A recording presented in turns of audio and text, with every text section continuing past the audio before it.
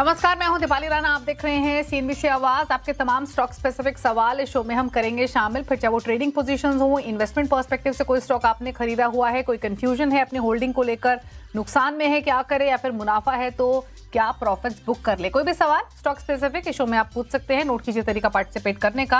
आप व्हाट्सएप या social platforms के थ्रू कनेक्ट कर सकते हैं। 7045220000 हमारा व्हाट्सएप नंबर है। अपना सवाल लिख भेजिए #आस्क लिखकर, अपने शहर की डिटेल्स, अपने स्टॉक की डिटेल्स। साथ ही आप सीएनबीसी आवाज के हैंडल पर अगर जाएंगे फेसबुक पर या एक्स पर तो इस शो को लाइव भी देख सकते हैं। अपने क्वेश्चंस पोस्ट भी कर सकते हैं #आस्क लिखकर। ये रहा शो में पार्टिसिपेट करने का तरीका। आज हमारे साथ है मंत्री फिनमार्ट के अरुण कुमार। मंत्री अरुण, नमस्कार, स्वागत है आपका। और फटाफट से एक रिकैप लेकर आते हैं और उसके बाद अगले सेशन के लिए स्ट्रैटेजी को भी समझते हैं। दिन भर के वॉलेटिलिटी के बीच बाजार बढ़त के साथ बंद हुआ। सेंसेक्स 130 पॉइंट चढ़ा तो निफ्टी ने 26 पॉइंट की बढ़त हासिल की। कैसा रहा मार्केट का एक्शन, सबसे पहले समझते हैं रक्षा रावत से। रक्षा, बताएं। दो एक्सपायरीज के बीच का सैंडविच सेशन था आज और काफ़ी अच्छा प्ले आउट हुआ। शुरुआत काफ़ी अच्छी हुई लेकिन आखिरी जो घंटे हैं वहां पर गिरावट देखने को मिली। अगर आज के क्लोजिंग लेवल्स की बात करें तो यहां पर निफ्टी की एक फ्लैट क्लोजिंग हुई है, हालांकि हरे निशान में बंद हुआ है, लेकिन निफ्टी बैंक यहां पर आउट परफॉर्मेंस काफ़ी अच्छा देखने को मिला। करीब करीब 300 अंकों की बढ़त के साथ क्लोजिंग हुई है। मिड कैप और स्मॉल कैप की बात करें तो इन्होंने भी आज बाजार को सपोर्ट किया। अगर आज की सेक्टोरियल पिक्चर की बात की जाए तो यहाँ पर पिक्चर जो है कल के मुकाबले काफ़ी अच्छी नजर आ रही है। एफएमसीजी, मेटल, आईटी, रियलिटी, इन सभी को छोड़कर बाकी सारे ही इंडेक्स हरे निशान में बंद हुए हैं। मेटल में आज 1% की कमजोरी देखने को मिली, लेकिन इंडिया विक्स यहां पर एक कूल ऑफ देखने को मिला, 3.5% की गिरावट, जिसने मार्केट को एक पुश दिया। अगर बात करें oil and gas, capital good, defence, auto, PSU bank, financial, pharma, सभी तरफ जो है वो हरियाली देखने को मिली। अगर आज के निफ्टी 50 कंट्रीब्यूटर्स की बात करें तो यहाँ पर ये सारे काउंटर्स हैं जिन्होंने निफ्टी को सपोर्ट किया। इटरनल काफी दिन के बाद यहाँ पर एक अच्छी बाइंग आज देखने को मिली। इसके अलावा सीमेंट पैक से अल्ट्राटेक सीमेंट, यहाँ पर भी 3% के गेंस देखने को मिले। एचडीएफसी लाइफ जो है नतीजों के चलते ये स्टॉक फोकस में रहा आज। इसके अलावा श्रीराम फाइनेंस, यहाँ पर भी करीब 2% के गेंस हमें देखने को मिले। लेकिन निफ्टी 50 लूजर की लिस्ट देखें आज हम तो यहाँ पर पावर ग्रिड 2% की गिरावट, मेटल पैक से हिंडाल्को यहाँ पर भी 2% की गिरावट, एलएनटी जो वॉर का इंपैक्ट है यहाँ पर आज देखने को मिला, 1.5% से ज्यादा की गिरावट के साथ स्टॉक क्लोज हुआ है।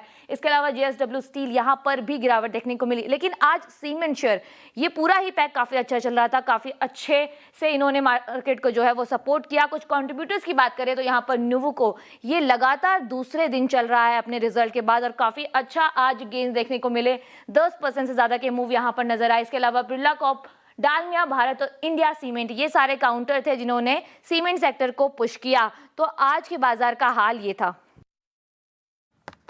तो ये रही तमाम डिटेल्स और अब फटाफट से नजर डालते हैं संस्थागत निवेशकों के आंकड़ों पर। एफआईज ने बिकवाली की है 736 करोड़ की, डीआईज ने खरीदारी की है 705 करोड़ की। क्या रणनीति अगले सत्र की होनी चाहिए, इस पर करते हैं बातचीत। अरुण, बताएं, चार्ट्स देखा होगा आपने, डेटा भी ऑब्जर्व किया होगा, क्या स्ट्रेटेजी रेकमेंड करेंगे फॉर नेक्स्ट सेशन अगर निफ्टी बैंक निफ्टी की बात करें? गुड इवनिंग दीपाली जी। डेफिनेटली मार्केट में तो कोई बड़ा कोई ब्रेकआउट या ब्रेकडाउन के लेवल्स नहीं है, पर कंप्लीट कंसोलिडेशन नजर आ रहा है। 23,800 से 24,000 एक स्ट्रॉन्ग सपोर्ट मार्केट में है, और दूसरी तरफ देखें तो 24,200 24,250 एक स्ट्रॉन्ग रेजिस्टेंस के तौर पर काम कर रहा है। तो कंप्लीटली आप कह सकते हैं कंसोलिडेशन के ग्रिप में है मार्केट। पर अगर आप निफ्टी के बाहर जाते हैं दीपाली जी तो काफी अच्छा momentum mid cap small cap में है। तो एक्शन जो मेजर नजर आ रहा है, अगर लास्ट 3 दिन की बात करें जो इस हफ्ते में ट्रेड हुआ है, तो मिड कैप स्मॉल कैप इनमें काफी अच्छा एक्शन देखने को मिला है। तो स्टॉक स्पेसिफिक मुझे लग रहा है आगे भी रुझान पॉजिटिव रहना चाहिए। मिड कैप भी अपने ऑल टाइम हाइस के आसपास है।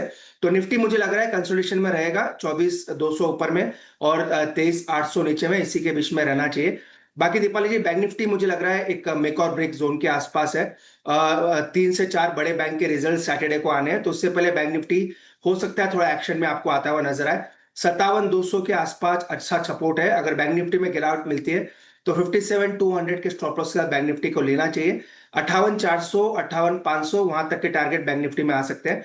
तो ओवरऑल लग रहा है मार्केट कंसोलिडेशन में रह सकता है, पर स्टॉक स्पेसिफिक एक्शन काफी ज्यादा अच्छा नजर आ रहा है। तो फिर स्टॉक स्पेसिफिक स्ट्रैटेजीज रेकमेंड करें, क्या सजेस्ट करेंगे आप? जी बिल्कुल दीपाली जी, स्टॉक्स में काफी अच्छा एक्शन है। तो पहला स्टॉक ऑटो सेक्टर से रहेगा। आयशर मोटर में खरीदारी की सलाह रहेगी।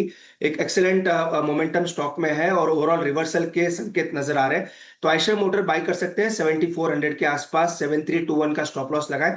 7576 तक के टारगेट आयशर मोटर में आ सकते हैं। दूसरा स्टॉक एक नॉन एफ स्टॉक है, आरती इंडस्ट्रीज। एज ए डिस्क्लेमर इसको आज हमने रिकमेंड भी किया है। तो आरती इंडस्ट्रीज मुझे लग रहा है यहाँ से काफी अच्छा मोमेंटम दे सकता है, 499 के आसपास चल रहा है। तो आरती इंडस्ट्रीज को बाय करके चल सकते हैं, 487 का स्टॉप लॉस लगाएं और 528 तक के टारगेट्स आरती इंडस्ट्रीज में आ सकते हैं। ओके, तो ये रही आपके लिए स्टॉक स्पेसिफिक स्ट्रैटेजीज। अब करते हैं व्यूअर्स से बातचीत। एसके शर्मा भीलवाड़ा से कनेक्टेड है हमारे साथ। शर्मा साहब नमस्कार, पूछिए अपना सवाल। मेरे पास पीपीएल फार्मा के 260 शेयर है 172 की रेट पे। ये पोर्टफोलियो में रखने लायक है या कंसोलिडेशन खत्म होगा इसका कब? ओके, हेलो, और आपका होराइजन क्या है स्टॉक में? लॉन्ग टर्म है वैसे तो। ओके, लॉन्ग टर्म व्यू है, इनके भाव के आसपास ही है। क्या सजेशन पिरामल फार्मा पर? दीपाली जी काफी कह सकते हैं कंसोलिडेशन बढ़ा हुआ है, जैसा कि सर शर्मा जी ने कहा। मुझे लग रहा है 150 और 190 इसी के बीच में स्टॉक काफी दिनों से ट्रेड कर रहा है। मुझे नहीं लगता है आपके पोर्टफोलियो वाला स्टॉक होना चाहिए। काफी वोलेटिलिटी भी देखने को मिलती है, तो भाव के आसपास ही है। अगर आप निकलना चाहें तो डेफिनेटली स्टॉक से निकल सकते हैं। मुझे लग रहा है और काफी अच्छे ऑप्शंस आपको इस सेक्टर में नजर आ रहे हैं। अगर आप निफ्टी फार्मा का चार्ट देखते हैं, मुझे लग रहा है एक ब्रेकआउट निफ्टी फार्मा में आया है। अभी भी पीपीएल फार्मा अपने लोस के आसपास ही खड़ा है, तो एग्जिट करने की सलाह रहेगी स्टॉक से। अगर स्विच करना चाहे तो मुझे लग रहा है बायोकॉन एक अच्छा ऑप्शन हो सकता है, तो इससे एग्जिट होके बायोकॉन में स्विच करके चल सकते हैं। ठीक है, तो बायोकॉन में स्विच करने की सलाह है, ये राय आपके लिए। दिलीप कुमार उत्तर प्रदेश से हमारे साथ कनेक्टेड हैं। दिलीप जी नमस्कार, पूछिए अपना सवाल। जी मैडम नमस्कार। मेरे पास मजगांव डॉक्सी बिल्डर का 42 शेयर है, 3182 ओके, तो अभी इसको रखना लॉन्ग टर्म के लिए सोचा था रखने के लिए, बट अभी ज्यादा नेगेटिव दिख रहा है इसमें, तो क्या करना चाहिए? ठीक है, पूछ लेते हैं क्या करना चाहिए। मैस्डॉक 3200 की बाइंग है, 830 रुपए नीचे इनके भाव से, क्योंकि आज बंद हुआ है ये 2370 के आसपास। क्या करना चाहिए? देखिए दीपाली जी, ऑलरेडी बड़ा फॉल इन्होंने देख लिया है। ऑलमोस्ट 900 रुपए अपने प्राइस के नीचे चल रहा है। एक सपोर्ट जो नजर आ रहा है वो 2100 से 2200 के बीच में है। अगर ये ब्रीच कर जाता है देन फ्री फॉल स्टॉक में हो सकता है, तो अपने एग्जैक्ट वीकली सपोर्ट के आसपास है। तो यहाँ पे एग्जिट करने की सलाह नहीं रहेगी, पर स्टॉप लॉस जरूर मेंटेन करें। राउंड फिगर का स्टॉप लॉस दे रहा हूँ 2100 रुपए, 2100 का स्टॉप लॉस मेंटेन करें। मुझे लग रहा है स्टॉक में मोमेंटम बन सकता है। अगर एक बार डिफेंस का स्टॉक वापस चलते हैं तो स्टॉक्स में भी मोमेंटम आ सकता है। तो 2100 का स्टॉप लॉस मेंटेन करें। अगर 2500 के ऊपर निकलता है देन वापस मोमेंटम स्टॉक में आ सकता है, तो होल्ड करने की सलाह है। 2100 का स्टॉप लॉस जरूर मेंटेन करके चलें। ओके, तो 2100 के स्टॉप लॉस के साथ होल्ड करने की सलाह है। शुभम मेहता है पटना से। शुभम नमस्कार, पूछिए अपना सवाल। Hello ma'am, good evening. Good evening. Ma'am मेरे पास डिक्सटॉन टेक्नोलॉजी के 27 शेयर है, 5000 के खरीदते हैं, तो मुझे जानना है कि मैं यहाँ प्रॉफिट बुक कर लूँ या अभी और होल्ड करूँ? ओके, तो प्रॉफिट्स बुक करें या होल्ड करें? अच्छे मुनाफे में है, क्योंकि एंट्री काफी अच्छे लेवल्स की है, 5000 की 13650 पर। हालांकि इन्होंने इससे भी बेहतर फायदा होते हुए देखा होगा, बट जो ये 8600 रुपए का मुनाफा हो रहा है, इसे ले लें या बने रहे अभी? देखिए दीपाली जी, एक्सेलेंट इन्वेस्टमेंट शुभम जी ने किया है। इनफैक्ट काफी अच्छे रिटर्न्स मुझे मेरे ख्याल से लास्ट अगर 6-8 महीने पहले जाते हैं तो और काफी अच्छे रिटर्न स्टॉक्स में आए थे। अभी भी मुझे लग रहा है मोमेंटम अच्छा है, होल्ड करना चाहिए। जो वीवो के साथ टाई अप की बात हुई है वो भी अब अप्रोल आता हुआ नजर आ रहा है, तो कहीं ना कहीं होल्ड करने की सलाह है। ट्रेलिंग स्टॉप लॉस ऐसे इन्वेस्टमेंट में जरूर रखना चाहिए। 11000 से जो ब्रेकआउट हुआ है, मुझे लग रहा है ये ब्रेकआउट 15500 16000 तक भी जा सकता है। तो अपना ट्रेलिंग स्टॉप लॉस 11000 के पास मेंटेन करें, जो कि रिसेंट लोज है। 15500 तक के टारगेट स्टॉक में आ सकते हैं। ओके, बात करते हैं मनीष से, दिल्ली से कनेक्टेड हैं। मनीष नमस्कार, पूछिए अपना सवाल। I have 200 shares of choice international. मैंने परचेज किए थे 223 में, and I have the capacity. I can hold as long as it if required, long enough as well. All I want to know is it worth holding or should I just come out of it, because मेरे rate के आसपास ही है, 500 रुपए ऊपर नीचे है शायद। तो if I could get नहीं, आप चॉइस इंटरनेशनल, आप चॉइस की बात कर रहे हैं ना, राइट? हाँ जी, चॉइस की। हाँ जी। तो आपका बाइंग प्राइस क्या है? मेरा बाइंग प्राइस है 822। Okay, that is what I was wondering, क्योंकि 223 का बाइंग प्राइस मुझे दिखाई दे रहा था। 822 बाइंग प्राइस है तो डेफिनेटली आपके भाव से थोड़ा नीचे ही है, 5 रुपए 817 पर है। आप वैसे टाइम होराइजन का कोई इशू नहीं है, आप रख सकते हैं इसे, राइट? हाँ जी, हाँ जी, हाँ जी, बिकॉज जस्ट 200 शेयर्स तो आई कैन कीप। ओके, क्या करना चाहिए इनके भाव के आसपास ही है फिलहाल चॉइस का स्टॉक? दीपाली जी, रिस्क लेके होल्ड करना चाहिए। नो डाउट स्टॉक चल चुका है, पर एक बड़ा इन्वेस्टमेंट रिसेंटली इस कंपनी में आया, तो मुझे लगा है री रेटिंग स्टॉक की हो सकती है। वैसे भी एक दिग्गज है इस इंडस्ट्री में, तो 780 का स्टॉप लॉस लगा लें। स्टॉप लॉस जरूर लगाएं, इनके भाव के आसपास ही है। फिर भी स्टॉप लॉस 780 का लगा के रखें। अगर यहाँ से ब्रेकआउट आता है तो मुझे लग रहा है 900 तक के भी लेवल्स स्टॉक में वापस देखने को मिल सकते हैं।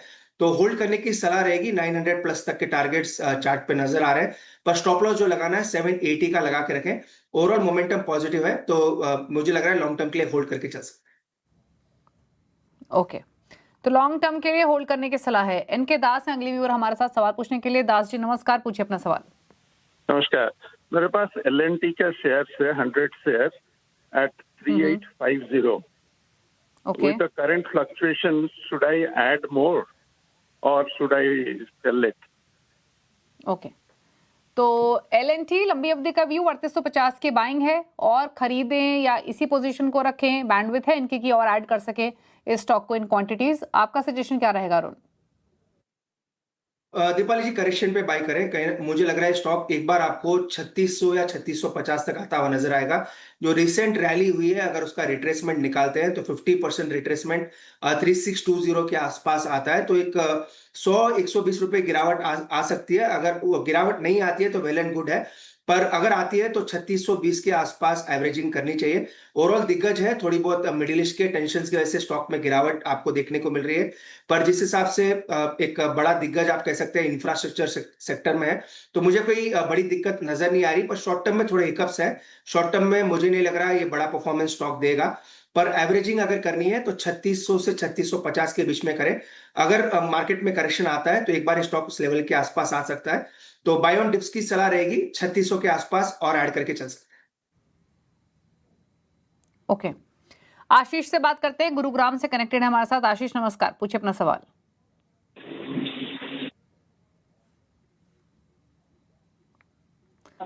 सवाल पूछिए आशीष, अगर आप सुन पा रहे हैं तो। जी सर, जी मैम, मेरा ये सवाल है कि मेरे पास अवंती फीड का शेयर है। मेरे पास 125 शेयर है अवंती फीड का, 995 के भाव से। तो अभी होल्ड करना है कि इसको सेल करना है? 995 के भाव पर अवंती फीड्स आपके भाव के आसपास ही है फिलहाल। तो आपका होराइजन क्या है स्टॉक में? मैम 6 महीने का है। ओके, 6 मंथ्स का व्यू है। 989 पर बंद हुआ अवंती फीड्स, क्या राय रहेगी इस पर अरुण? दीपाली जी, इत्तेफाकन आज ही हमने इसको शॉर्टलिस्ट किया है वापस बाइंग साइड रखने के लिए। आज एक अच्छा ब्रेकआउट स्टॉक में नजर आया, और ये ब्रेकआउट 970 के ऊपर देखने को मिला है। एक RSI का पॉजिटिव डाइवर्जेंस भी है, हमारे क्लाइंट के साथ हमने शेयर भी किया है, तो हो सकता है कल में इसमें रिकमेंडेशन भी दें। तो ओवरऑल स्टॉक मुझे लग रहा है पॉजिटिव है। 940 का एक मजबूत सपोर्ट स्टॉक ने बनाया, और ब्रेकआउट स्टॉक में नजर आ रहा है। मुझे लग रहा है होल्ड करना चाहिए, और इनके भाव के आसपास ही है। यहां से अगर मोमेंटम बनता है तो 1090 तक के टारगेट स्टॉक में आ सकते हैं। तो 1090 से 1100 तक के टारगेट के लिए होल्ड करें। 940 का एक स्टॉप लॉस मेंटेन करें। मुझे लग रहा है स्टॉक में रिवर्सल के संकेत है, और पॉजिटिव मोमेंटम स्टॉक में नजर आ सकता है। ओके, अमित से बात करेंगे, लखनऊ से कनेक्टेड है। अमित, पूछिए अपना सवाल। गुड इवनिंग मैम, वेदांता के तो उसके होल्ड करें या एग्जिट करें उसको? ओके, वेदांता 266 260 पर बंद हुआ, क्वांटिटी 1031 शेयर्स की, क्या राय रहेगी स्टॉक पर अरुण? दीपाली जी, ओवरऑल देखें डीमर्जर के बाद मोमेंटम काफी फिजल आउट हुआ है, इनके बाई प्राइस के आसपास ही है। अगर मार्केट में थोड़ा बहुत भी पॉजिटिवनेस आती है या थोड़ा बहुत मेटल सेक्टर रिवाइव करता है तो इनका भाव वापस देखने को मिल सकते हैं। तो भाव के आसपास भी आता है तो निकलने की सलाह है। एक छोटा सपोर्ट आप कह सकते हैं 255 या 252 के बीच में है, तो 255 का एक छोटा स्टॉप लॉस लगा लें। भाव के आसपास भी आता है तो स्टॉक से निकलने की कोशिश करें। ओके, तो ये राय रही आपके लिए अमित वेदांता पर 260 पर आज के सेशन में स्टॉक की क्लोजिंग होते हुए दिखाई दी।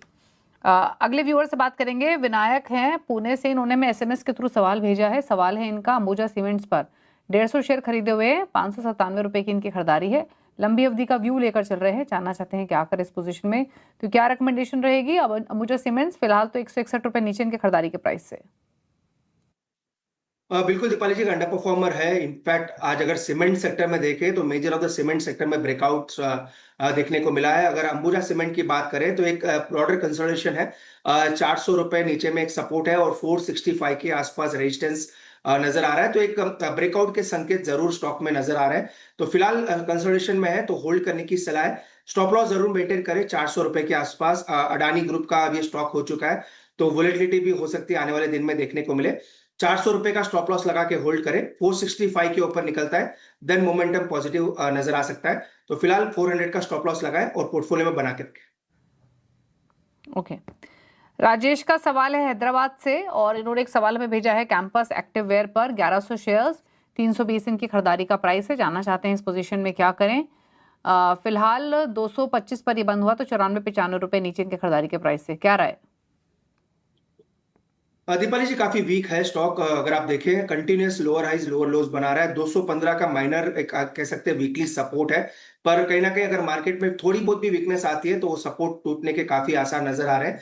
तो सेल करने की सलाह रहेगी। अगर उछाल मिलता है 240 के आसपास भी मिलता है तो निकल जाए स्टॉक से। ओवरऑल वीकनेस काफी ज्यादा है और 215 का एक फाइनल स्टॉप लॉस जरूर मेंटेन करें। ठीक है, संस्कार अग्रवाल का सवाल आया है अलीगढ़ से डीसीएक्स सिस्टम्स पर 450 शेयर्स, 183 की यहाँ पर इनकी बाइंग है, और जानना चाहते हैं क्या करें अपनी इस पोजीशन में। फिलहाल तो 9-10 रुपए ऊपर है इनके भाव से ये स्टॉक, बट इनसे बातचीत तो नहीं हो पाई। अगर नियर टर्म व्यू है तो और इन्वेस्टमेंट पर्सपेक्टिव हो तो दोनों सिचुएशंस में क्या सलाह रहेगी आपकी।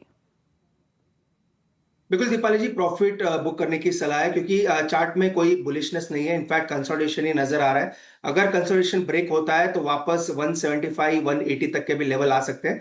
तो जो भी मुनाफा मिल रहा है क्योंकि एक डिफेंस काइंड ऑफ स्टॉक भी ये माना जाता है और मोमेंटम अभी भी फिजल आउट नजर आ रहा है, तो जो भी प्रॉफिट मिल रहा है एक बार का प्रॉफिट बुक करके निकल जाने की सलाह है। ओके, तो ये रही आपके लिए डीसी सिस्टम से प्रॉफिट्स बुक करके निकलने की सलाह रहेगी।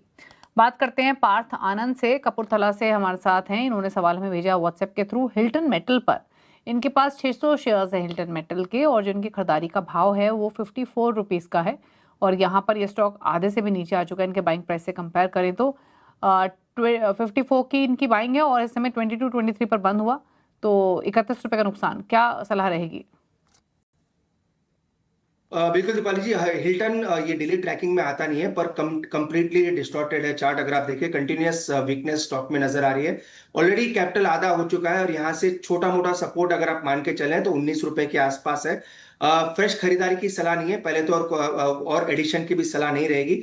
19 रुपए का एक फाइनल रिजॉर्ट है, अगर वो ब्रीच करता है देन स्टॉक से निकल जाए।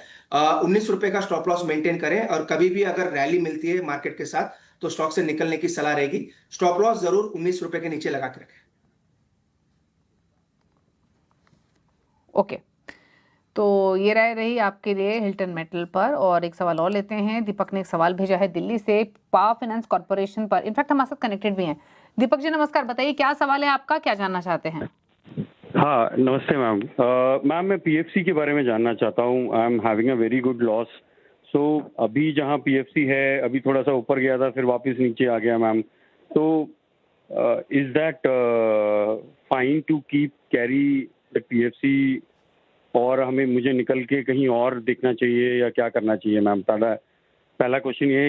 एक और क्वेश्चन था if you allow me after that. तो मैं यस डेफिनेटली प्लीज पूछिए। पीएफसी के अलावा भारत डायनेमिक जो है वो अगेन मतलब बॉटम बना रहा है। तो मैंने ये 1221 में इसको परचेज किया था एवरेज प्राइस। तो अगेन ये बॉटम बना रहा है ऊपर जाके। तो आपको लगता है कि अभी ये ठीक है, मुझे और अक्यूमुलेट करना चाहिए, या यू थिंक दैट जो बाइंग प्राइस है एवरेजिंग के बाद वो किस लेवल का है। 1221। ओके, 1221 की बाइंग है आपकी। और हाँ। दोनों में ही आपका वैसे व्यू लॉन्गर टर्म पर्सपेक्टिव से। हाँ, दोनों मेरे पास कम से कम मैं 1 साल 1.5 साल का आराम से रिव्यू ले सकता हूँ, इवन फर्दर दैट ऑल्सो, अगर वो गुड रिटर्न्स के लिए जाते हैं तो। ओके, क्या करना चाहिए पावर फाइनेंस कॉर्पोरेशन और साथ ही बीडीएल में? जैसे ही और ऐड भी कर सकते हैं अगर लग रहा है कि ये स्टॉक अपना बेस बना चुका है, लॉन्गर टर्म प्रोस्पेक्ट्स हैं ऑल्दो, और बाइंग प्राइस जैसे उन्होंने मेंशन किया बीडीएल में इनका 1221 का है, 1271 पर ट्रेड कर रहा है। पावर फाइनेंस कॉर्पोरेशन में इनकी बैंक 409 की है। देखिए दीपाली जी, दोनों के ही चार्ट देखें तो चार्ट नेगेटिव है। खासकर पीएफसी का चार्ट काफी मुझे लग रहा है कंसोलिडेशन में, और वीकनेस अंडरलाइन क्लियर नजर आ रही है। तो पीएफसी से मुझे लग रहा है इनको एक बार निकल जाना चाहिए। ओवरऑल चार्ट में उतनी स्ट्रेंथ नहीं है जो आपको स्ट्रेंथ कुछ दिन पहले देखने को मिली है। एक मर्जर की भी न्यूज है तो उसका भी ओवरहैंग जरूर स्टॉक पे है। तो भाव के आसपास ही है, तो एक बार का पीएफसी से निकलने की सलाह रहेगी, और काफी विकल्प आपको मार्केट में मिल जाएंगे। और सिमिलर व्यू मेरा बीडीएल पे भी है। जो भी मिनिमल प्रॉफिट आपको मिल रहा है 40-50 रुपए का, एक बार का निकलने की सोचे। चार्ट इसका भी नेगेटिव है, अगर वीकनेस मिलती है तो वापस से स्टॉक 1200 की तरफ बढ़ सकता है। प्रिफरेबली मेरा हमेशा से प्रिफर्ड पिक बीईएल और एचएएल रहा है। तो अगर स्विच करना चाहें डिफेंस में ही तो भारत इलेक्ट्रॉनिक्स में कर सकते हैं, वो एक ज्यादा बेटर विकल्प हो सकता है। तो दोनों में ही निकल जाने की सलाह है। बीडीएल से अगर स्विच करना चाहें तो बीईएल में करके चल सकते हैं, वहां पे अच्छा मुझे लग रहा है रुझान नजर।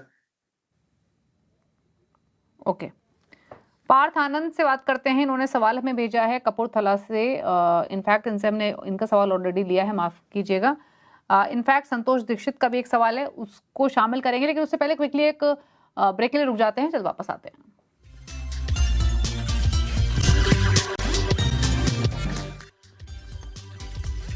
आप देख रहे हैं सीएनबीसी आवाज, लेते हैं कुछ और सवालों को। संतोष दीक्षित हमारे साथ कनेक्टेड हैं सवाल पूछने के लिए। संतोष नमस्कार, पूछिए अपना सवाल। जी नमस्कार, मेरे पास कोल इंडिया के 2000 शेयर 481 के हैं और बीएल के 4000 शेयर हैं 422 के, क्या करें? ओके, आपका नजरिया क्या है दोनों शेयर्स में? लॉन्ग टर्म में है वैसे तो। ओके, लॉन्ग टर्म व्यू है। बीईएल भारत इलेक्ट्रॉनिक्स 422 की बाइंग है, 411 पर बंद हुआ, 10-11 रुपए नीचे है, तो थोड़ा ही नीचे इनके बाइंग प्राइस से। कोल इंडिया में 2000 शेयर्स हैं, क्वांटिटी दोनों शेयर्स में ठीक ठाक है इनकी। कोल इंडिया में 2000 शेयर्स 481 की बाइंग है, ये इनको 55 रुपए के आसपास का नुकसान दे रहा है, क्या राय रहेगी? दीपाली जी, ओवरऑल दोनों ही स्टॉक अच्छे हैं। बीएल मैंने ऑलरेडी कहा, बीएल पे मेरा पॉजिटिव रुझान है, और 380-400 के बीच में जब भी बीएल आता है हम इसमें बाइंग की सलाह देते हैं। तो बीएल में कोई दिक्कत नहीं है, होल्ड करने की सलाह है। अगर स्टॉप लॉस लगाना चाहें तो 385 के आसपास लगा के रखें, मोमेंटम पॉजिटिव है।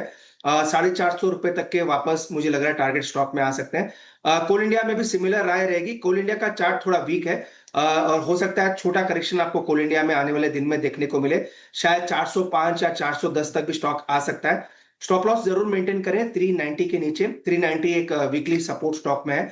तो ओवरऑल दोनों में होल्ड करने की सलाह है। स्टॉप लॉस 390 का कोल इंडिया में मेंटेन करें, और 385 का स्टॉप लॉस बीएल में मेंटेन करने की सलाह है। अगर दोनों में से एक प्रीफर्ड पिक अगर मैं लेके चलना चाहूं तो मेरी बीएल प्रीफर्ड पिक रहेगी, वहां पे एक अच्छा मोमेंटम देखने को मिल सकता है।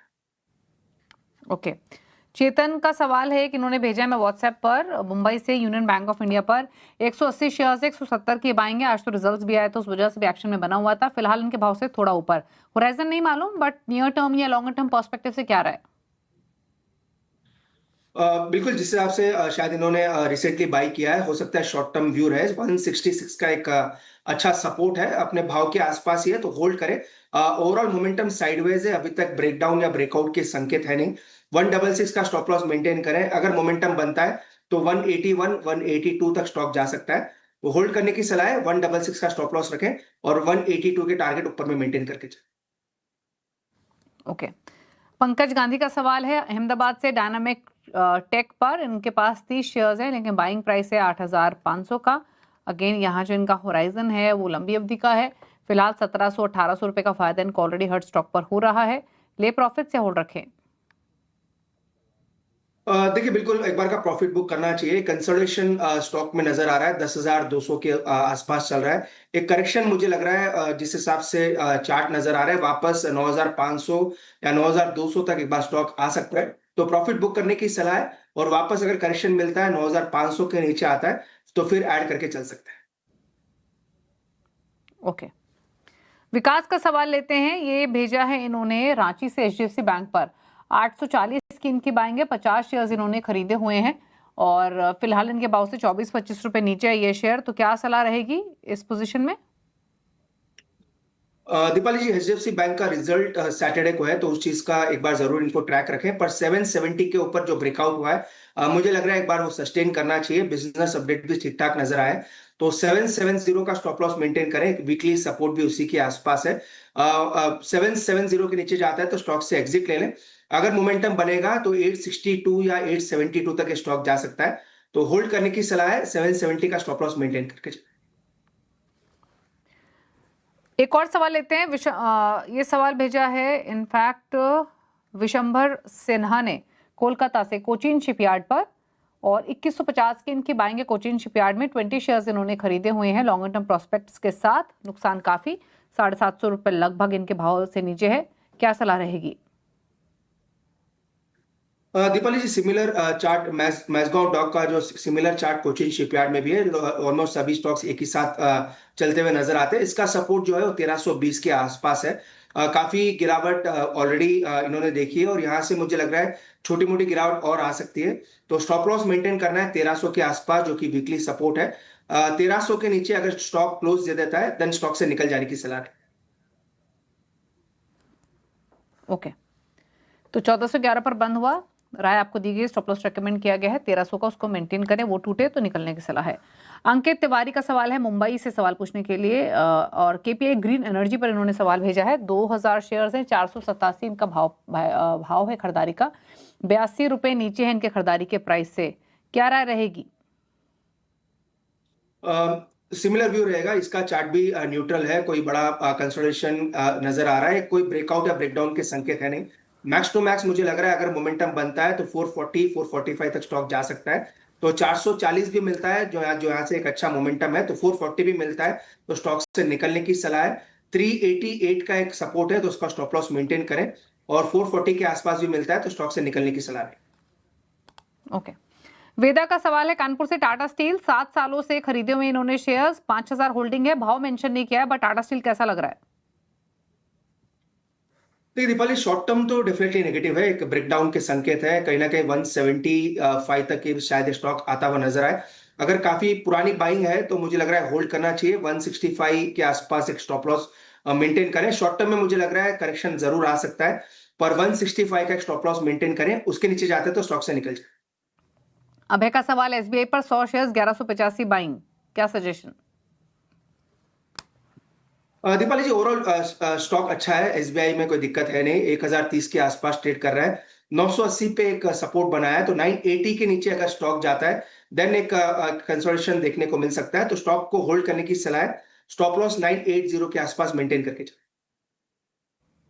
ओके, तो ये रही सलाह एसबीआई पर। शो को समेटने का वक्त है। कोई क्विक क्लोजिंग कमेंट आपकी तरफ से?